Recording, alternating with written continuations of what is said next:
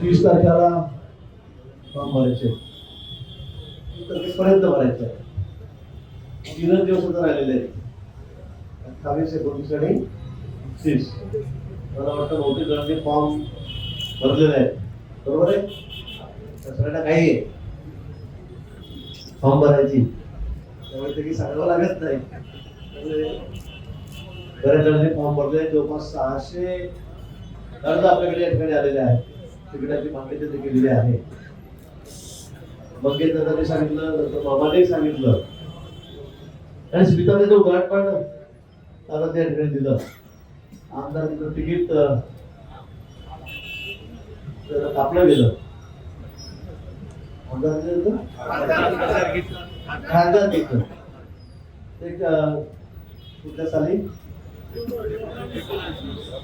19ला आणि 5 वर्ष त्याला वाट बघावी लागली. त्यावेळेला तिकीट कापलं गेलं.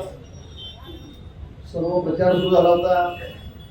फॉर्म भरून झाला, रॅली निघाली, मेळावे झाले, पोस्टर बनायला लागले आणि पार्टीने निर्णय केला एक तिकीट बदल आहे. कारण काय असेल तिकीट बदलवलं गेलं आणि त्यानंतर पुन्हा कामाला लागल्या.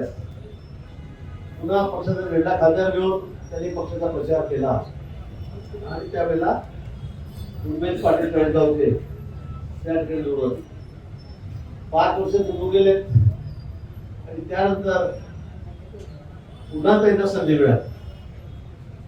त्या ठिकाणी खासदार झाला. सगळ्यांनी प्रयत्न केले तरी विक्रमी मत महाराष्ट्रामध्ये घेऊन पुन्हा खासदार झाले. म्हणजे पार्टीचा पण किती बारीक लक्ष असतं म्हणून आपण घाबरू नका. या वेळेला त्याचं तिकीट कापलं नाही, त्याचं पुढा प्रमोशन या ठिकाणी होणार. बरोबर आहे. तुम्ही नगरसेवक तुम्ही पुढे आमदार व्हाल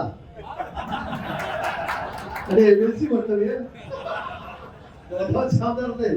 राज्यसभेवर तुम्ही आपल्या विधान परिषदेवर तुम्ही जाल. शिक्षक मतदारसंघ आहे, पदवीधर मतदारसंघ आहे, कुठेही तुम्हाला संधी मिळू शकते. आणि आपल्या पक्षाची स्थिती अशी आहे की आपण कुठे उमेदवार उभा केला त्या ठिकाणी निवडून. नुकत्याच नगरपालिकेच्या निवडणुका झाल्या. अतिशय चांगले निकाल आपण आपल्या जिल्ह्याने त्या ठिकाणी दिलेले आहेत. आपली